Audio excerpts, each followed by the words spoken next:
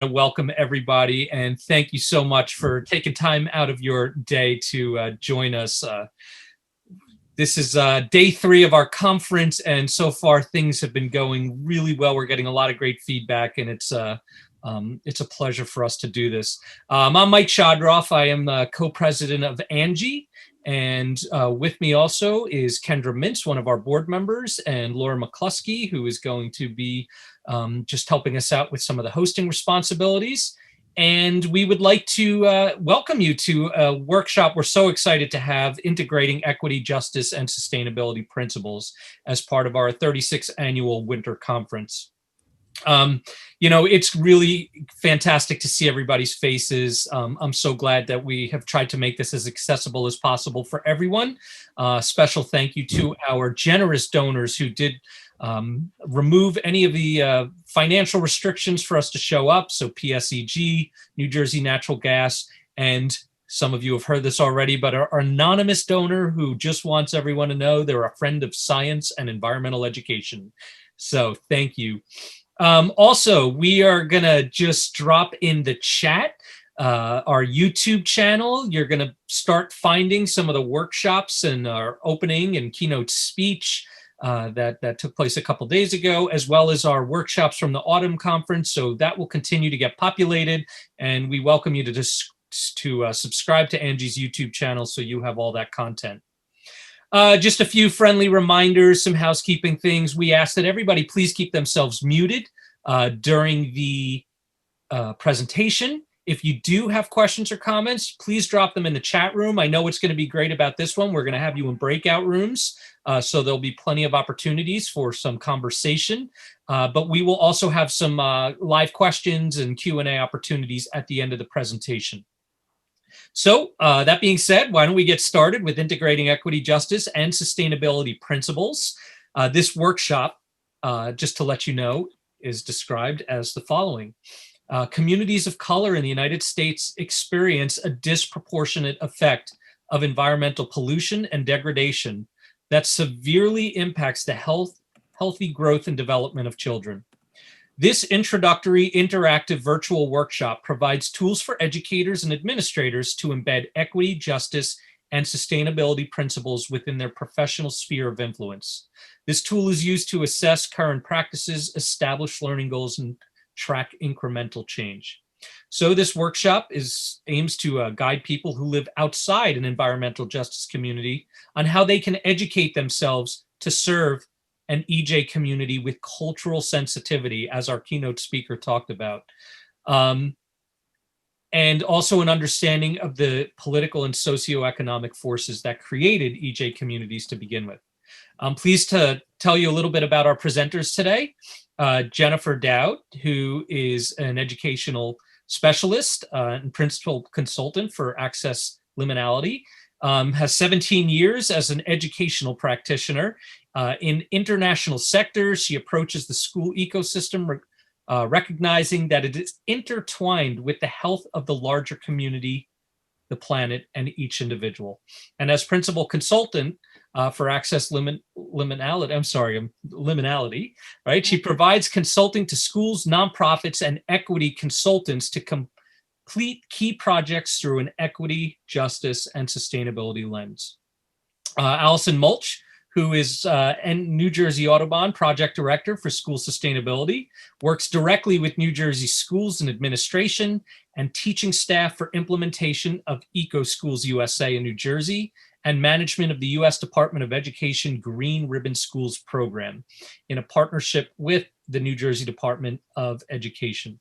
Allison oversees the state's Green Ribbons nomination committee comprised of education, government, and corporate leaders. She is a nominee for the New Jersey Commission for Environmental Education and a co-contributor for the Building Ecological Solutions to Coastal Hazards in a partnership with the New Jersey Department of Environmental Protection.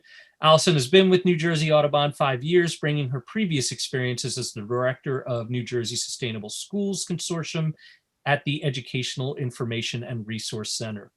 And finally, I'm pleased to introduce Tiffany Carey, who is a senior education and engagement coordinator at the National Wildlife Federation Great Lakes Regional Center. Tiffany has 10 years of experience conducting environmental research and community programming in Baltimore and Detroit, which has led her to pursue a career that incorporates urban ecology, education, and community environmental stewardship. She believes combining these disciplines and approaches can create critical avenues for long-term equitable management solutions in cities across the country. Beyond her work, she has a strong passion for aerobiology, community-based research, and landscape design in the urban context. So we could not be more happy to have you all here today, and I turn it over to you. Thanks for that introduction, Mike.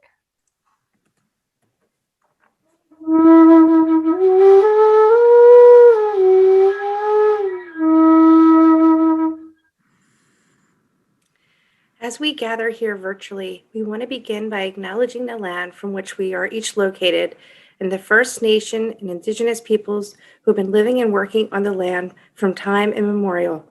We want to note that the land acknowledgement is an Indigenous protocol.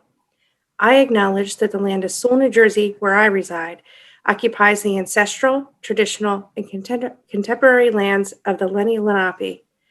I further acknowledge that New Jersey Audubon's statewide centers stand, like almost all property in the United States, on lands obtained generally in unconscionable ways from Indigenous people. Knowing where we live, work, study, and recreate does not change the past, but a thorough understanding of the ongoing consequences of this past can empower us in our work to create a future that supports human flourishing and justice for all individuals. Thank you, Allison. We would also like to take 10 seconds to acknowledge and uplift all the lives that have been lost by COVID-19. Additionally, we'd like to shed light that this global pandemic has affected Black, Indigenous, and people of color and their communities disproportionately, and has continued to exacerbate the systemic effects of racism and oppression in our country that's very alive and well. During this challenging time, we can still stand on hope and be uplifted in the collective vision to ensure equity and justice for all people, not just in the work day jobs, but in our personal relationships, in our internal liberation and reckoning.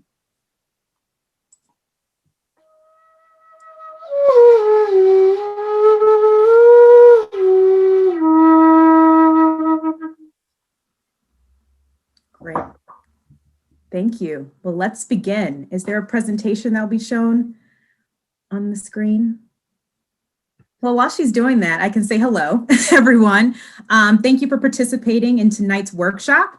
And our title today is Integrating Equity and Justice and Sustainability Practices. Like Mike mentioned, my name is Tiffany Carey, and I'm the Senior Education Engagement Coordinator at the National Wildlife Federation Great Lakes Regional Center, located out of Ann Arbor, but I am based in Detroit, Michigan. And with me is co-presenting Jennifer Dowd, again, Principal Consultant at Access Liminality, and Allison Mulch, who is the Project Director of School Sustainability at New Jersey Audubon and the New Jersey Commission on Environmental Education, and she's a nominee. So here is our anticipated workflow.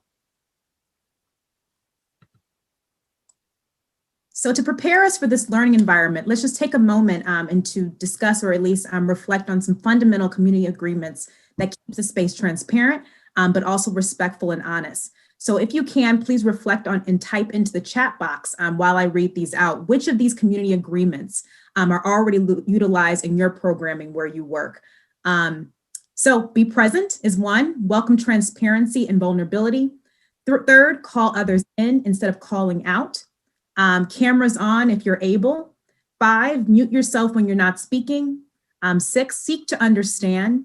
Be prepared for non-closure. What's said here stays here. What's learned here leaves here. And know your intent and own your impact. And again, just take some moments, and I'm in the chat room if you can, to think about what kind of community agreements, if any of these, have been in your community programming to date. Okay, and I know I'd like to be monitoring the chat box, but I actually can't be because I'm sharing my screen. So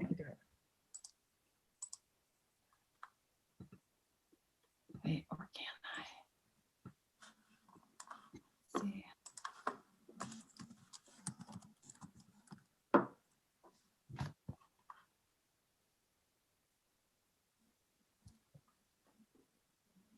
We are living history.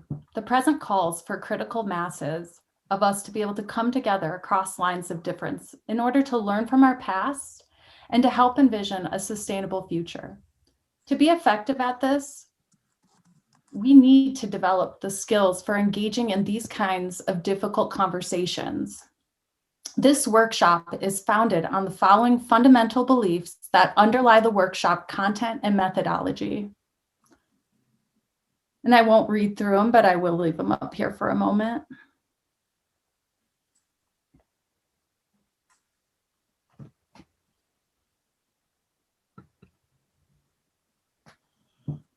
Great. And expounding on that, this is kind of a little bit of the flow or the deliverables and how we're going to be operating with our workshop. We aim to have 4 skills to go over today: examining proximity of identity to power as a liberatory tool.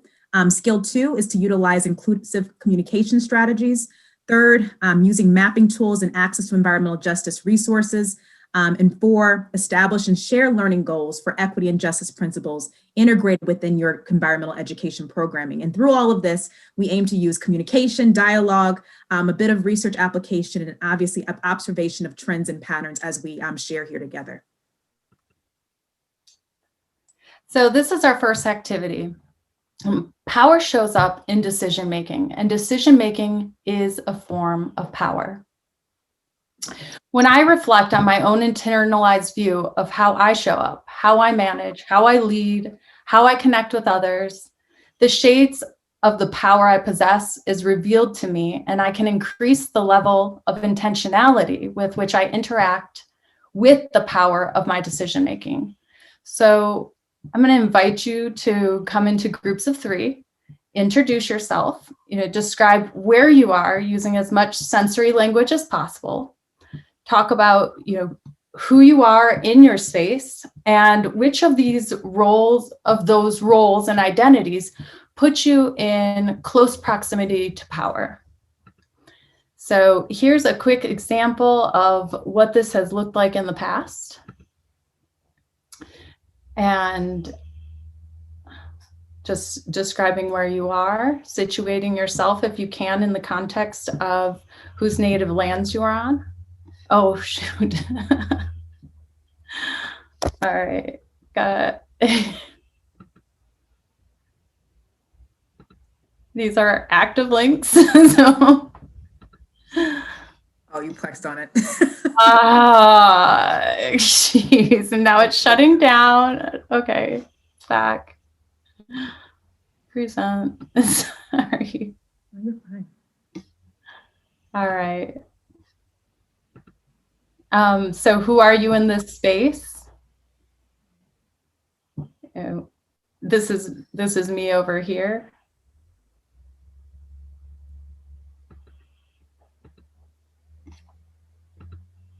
And then locate yourself into proximity to power.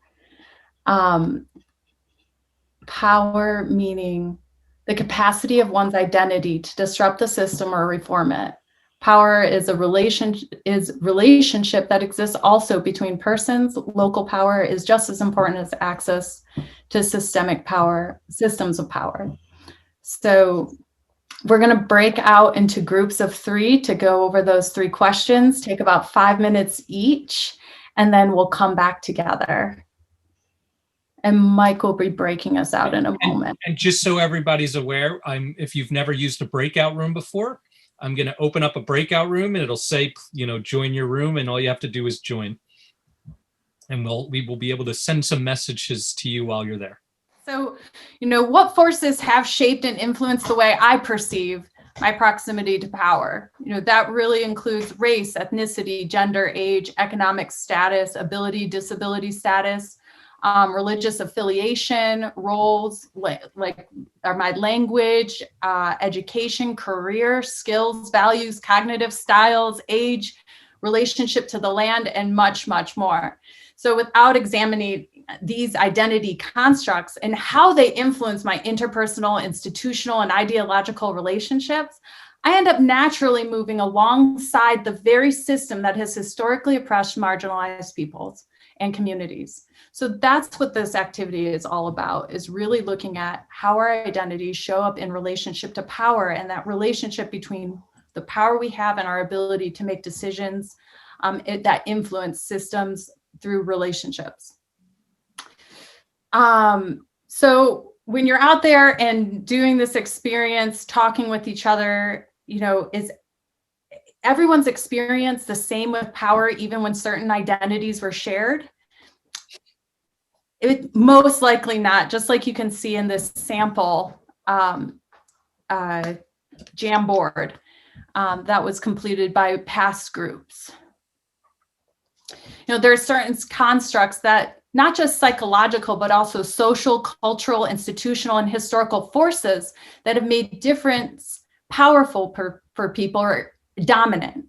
This is prevalent more so when we look at how certain groups have been able to freely move, operate, and behave in decision-making spheres, environments, and spaces. So this has to be acknowledged in any attempt to challenge the status quo. And Mike, can you advance the slide? And I'm going to have you go one more slide. So here are the characteristics of dominance and historically marginalized identities. We can unknowingly take on these paradigms of dominance and marginalization as internalized forms of oppression, both the dominant and the marginalized sides. However, it's more challenging to see what identities are dominant from that position of dominance than the reverse.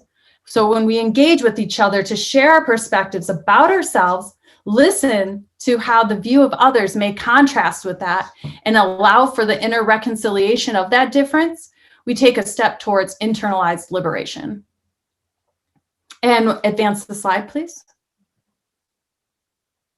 So consider the trends and themes from your last discussion to examine how certain affiliations you have with dominant and marginalized identities have influenced your programmatic decision-making. So we're going to go break back into the same groups for a 7-minute discussion, and you're going to talk about, if you choose, which of your identities are dominant, which are marginalized. You can focus on the ones that you talked about before, that are connected to your space or other. In what ways have your identities influenced your decision-making power? So 7 minutes and we'll meet back here. Of course. Well, I'm going to get started on our next slide. And I just wanted to say, I hope you are able to spend some time listening, reflecting, and sharing with your peers in a vulnerable way. Looking to Grace Lee Boggs. If you don't know her, she was a Detroiter, late Detroiter, feminist writer, social activist, and our community elder. And she guides us through this principle of power and knowing yourself, knowing how others perceive you, and understanding the power and decision-making of leaning into uncomfortability and discomfort that occurs when what we think of ourselves clashes with how others see us.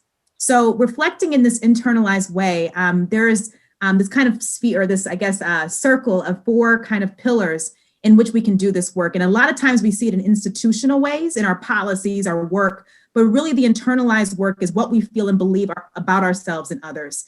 Our interpersonalized work comes when we interact and build relationships with one another, the relational work, right?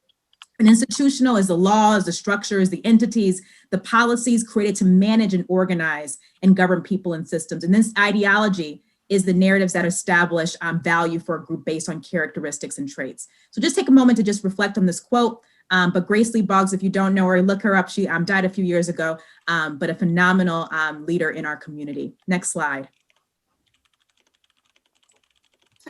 I know that people have been going to the workshops on the history of environmental justice, so I'm only going to really just scratch the surface here and make some connections. The relationship of one's identity and proximity to that of the dominant culture influences our access to healthy spaces. Environmental issues that disproportionately impact people of color, and these environmental issues have disproportionately impacted people of color. And these issues have traditionally not been prioritized within the environment movement. The story of the environmental movement and the environmental justice movement is a disparate tale. But we know where we've come from, and if we know the environmental justice movement, the conservation movement, the sustainability movements, and we know that they require a coming together of traditionally disparate movements across multiple lines of difference. alongside acknowledgement of the past. And go ahead and advance the slide. So here are some data-focused tools you can use to explore the state of environmental justice and lessons you can use with students. These are tools to help you get the lay of the EJ world, map data sets such as air pollution with socioeconomic status, mapping inequities, and plotting historical redlining. And EcoRise is coming out with some virtual EJ lessons once they are finished being piloted and they go back through a feedback process. So I hope you guys will stay connected with us through the link at the end of this presentation, and we'll be passing on those resources and other resources as they come through. Go on to the next slide, Mike. Awesome. Thanks, Jen. And leading us to that, if you think about that circle again from ideological, institutional, interpersonal, internalized, this inclusive communication kind of approach really hones in on ways that discriminatory behavior and constructs show up in our interpersonalized and interpersonal relationships, and obviously in our workplace as well. I'm not going to go through each one of these terms. Actually, we're going to drop the term link in the chat if you want to just learn more about what white savior complex is, acronyms, binary terms, tokenism, et cetera. But I really do want to call to the forefront some of the terms, or at least phrases, that have come up even in my life, as well as peers and colleagues across the field. So the internalized pieces I've heard, right? I can't be racist, homophobic, I'm xenophobic. I have said friend, I have Black friend, I have this friend. Thanks for coming to this location and talking to this group. Your comments were perfect and you're very well spoken. That gets to the interpersonal. What does well spoken mean, and how are you being perceived with people in that kind of interaction? Another one is you're cute for a dark-skinned girl. Where are you really from? Citizen science compared to community science. And one thing I do want to highlight a little bit, especially given we're all in the environmental education sphere, is colonized land use terms. And I see this a lot when we're talking about the urban context, specifically with vacant land, vacant lots, blight. So when we're thinking about describing space, as well as native plants and non-native plants and invasive plants, when we're thinking about terms, who is putting this maybe extractive viewpoint on these spaces? And so when people are trying to resonate with them, are we already coming to a place of power to extract from those environments, instead of calling them green spaces, or not even open spaces, but spaces of opportunity? So that's just something I wanted to bring out in the way that our, I think, conservation movement has to do a little bit better with piecing out the language of making these things a little bit more resonating with our communities and our relationships. And I'm going to stop there, but this is a great tool when we're talking with people, but also that internalized work of how do you show up? What language do you use? And how do you actually even call out, right, if colleagues say these in the workplace or in your personal life, and be able to associate them with certain constructs? So this will be, these terms will be on a link in the chat room, and feel free to take a look after this presentation. Next slide. Thanks, Tiff. So, where do we go? What is the communication remedy? Well, it starts with a shift in thinking. So this is how we intentionally bridge difference through effective communication strategies. And one common sense idea is to approach difference with a strength-based mindset versus a deficit. And so on the left of your screen are characterizations of how you can transform deficit-based thinking and identify it and transition it into strength-based thinking. So now, while communication remedy does start with a shift in thinking, it's codified through policies and institutionalized through these policies and practices. So here are 9 different places where you can find key leverage points for change within your organizational institution and apply an equity mindset and a strength-based thinking approach to changing your policies and practices within your organization. So we're looking at hiring, titles, descriptions, relationship building. What is our approach? What's our model for having relational approaches instead of transactional approaches to building relationships? Policies for restorative dialogue. What do we do when inside of our organization we have disagreement, we have dissension, we have differing ideas of the direction, the vision, and the strategies and tactics we use to accomplish that? What are our protocols for feedback? How is your organization continuing to learn from the most vocal or even the most subtle dissidents? We protect ourselves. That's part of our bias. We protect ourselves from from accepting that information. So we actually have to intentionally create systems for and to encourage that feedback. Clear, equitable evaluation standards, strategic plans that have measurable goals in place for how you're hitting equity. Grants and funding, and internal and public communication.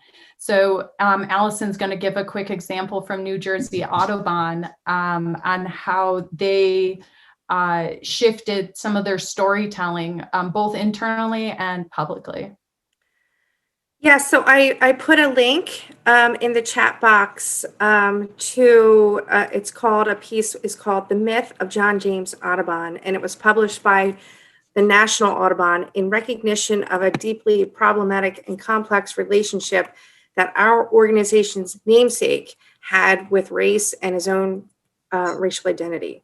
So he was long celebrated for his environmental legacy, and the life of John James Audubon has many environmentalists grappling with his racial legacy with a focus on his life as a slaveholder who harbored abhorrent views on race. Further, although Audubon found Black and Indigenous people scientifically useful, he never accepted them as socially or racially equal. His contributions to conservation and the study of birds are now being viewed alongside his promotion of racist ideas and actions that have contributed to the centuries of institutional racism derived from slavery in America. I recommend you reading through this piece of writing, and you can use it in discussions with your students or your organizations as you chart a course towards racial equity. Mike, if you want to go to the next slide. Thanks for sharing that, Allison. Yeah, so I'm going to share some student examples of environmental justice impacting some local communities here in New Jersey, and actions taken by empowered youth that have been participating in eco schools.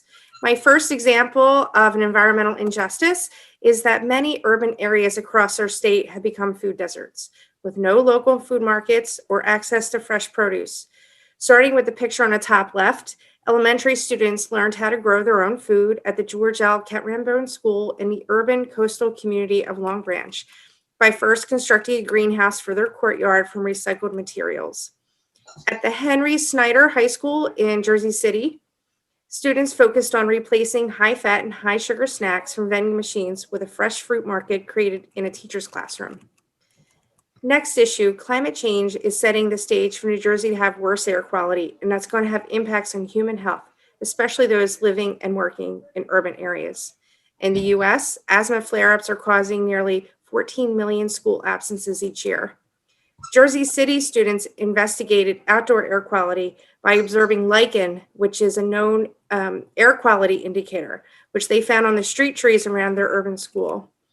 The student inquiries furthered their investigation to the indoor air quality, and they were looking for molds and other allergens, as well as they found the smog from the school buses was entering their windows.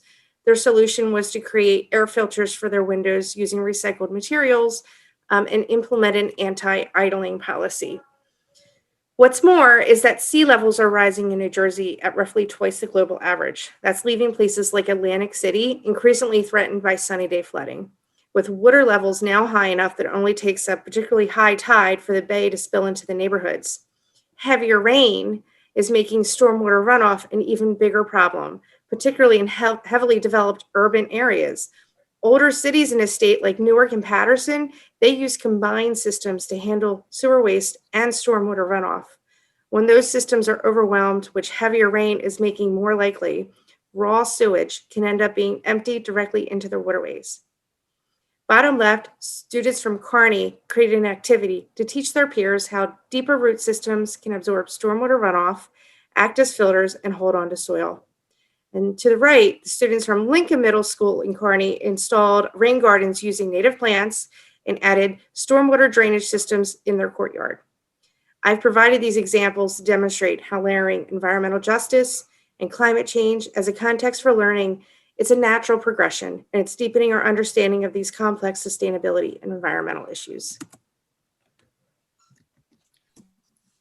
Thank you, Allison. Next slide, Mike.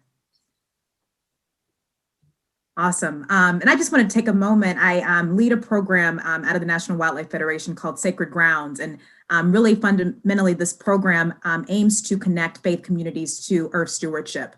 So houses of worship across Detroit, Toledo, Grand Rapids, and a few places in the Mid-Atlantic region really take a stand to create wildlife habitats on their property, but also engage their congregation and extend those best practices outward to the community. And knowing that some people don't go right to church based on church, but they may come by and see a pollinator and may have another question to engage in conversation. So one of the biggest strategies that we've been able to do within the program is to embed equity within its programmatic fabric. And sometimes you're not able to do the environmental justice work and be in communities directly that are being affected by issues such as, power plants, et cetera, but you can actually do this work within your programming right now. One of the biggest struggles we had institutionally was putting people on flyers, getting away from butterflies and all the wildlife photos and actually putting people who are being represented by the program on collateral. So that's a big thing that you think is just a checklist of that can happen, but without tokenism, actually working alongside communities and having collateral and messaging and platforms to highlight not only people of color, but the communities that you're serving and working alongside. Along with program design and structure, a lot of our application was if you had 1/4 of an acre or everything was based on acres, but when you're thinking of the urban context or even places that are not necessarily introduced to the conservation movement, people may just have a container garden or maybe a small part on their lawn. How are they included in the application that even goes out into communities? So in the first round of recruiting, if you don't have an application or something that allows for people to feel included into the program, that's a huge barrier. Another thing that we considered is municipality selection. So how are we thinking about what city we're even targeting for funding? How do we, if we had 50 applicants, choose 10 for funding? So when we're thinking about Sacred Grounds, we think about faith diversity, but we also think about socioeconomic, race, geography, effects of stormwater runoff, right? And the need of intervention for green stormwater infrastructure. So all of those equity matrix components are a part of how we think about selection of even how we allocate funding, which should be a part of every program that you're doing with communities and education.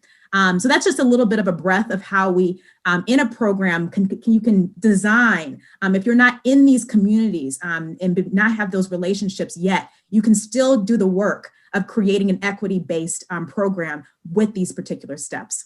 Thank you. Next slide. And also, I just want to point out, Tiffany, we can go about 10 or so minutes over if people want to stick around. So I don't want you to feel like you have to speak through. So why don't we say that we'll go to 5:45, and whoever would like to stay with us, please stay with us. Great, thanks, Mike. So this is the last tool that we really want to share with you today. And this is on the screen is the sample equity decision-making lens. And this is a document that's meant to guide teachers, administrators, education program managers, revisers, developers to include equity and justice as a lens through which professional decisions are made. Within each level, within each of the 4 system levels. So this document is really meant to forward 2 agendas. Create some common language around what practices are being used to implement programs that address equity and justice issues in communities, and it's meant to serve as a learning assessment. So as a learning assessment, individuals can assess their current practices and identify learning goals for next practices. So you're going to have the 4-system approach to view programmatic decision-making from. And then at the end of the quiz is also our quiz assessment.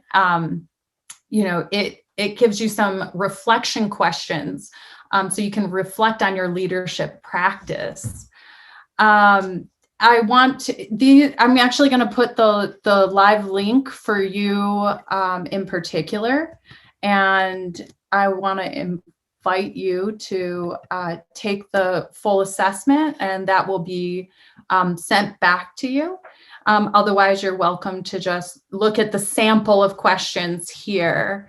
As new topics, incidents, threats of environmental degradation emerge, as a society, we also must be critical of the associated movements that seek to address those issues. Who is being represented? Whose voices are missing? Which entities hold socio-political control and power? Which entities are most vulnerable to inequitable decision-making? These are some of the innumerable questions that must be integrated into our consideration of past, present, and future environmental movements. We're here to support the implementation of key projects through an equity, justice, and sustainability lens. And Mike, can you move on to the next slide? Thank you. So I think because we're going to go a little late, we do have time to do one last breakout room.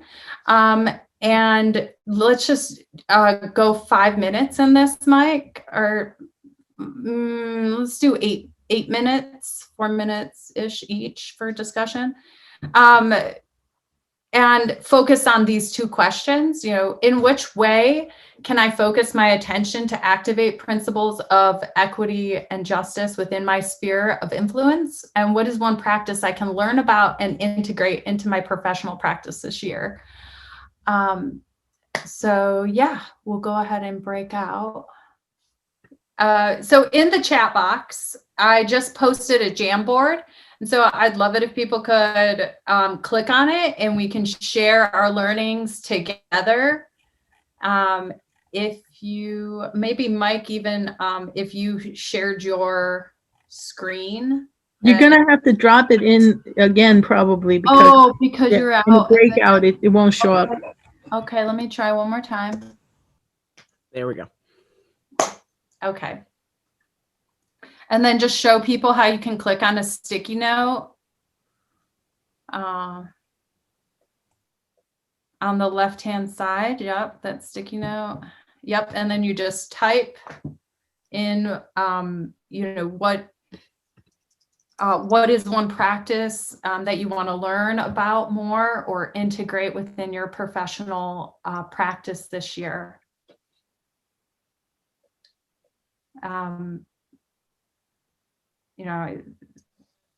Repeat the question one more time, Jennifer. What is one practice that you can learn about and integrate into your professional practice this year?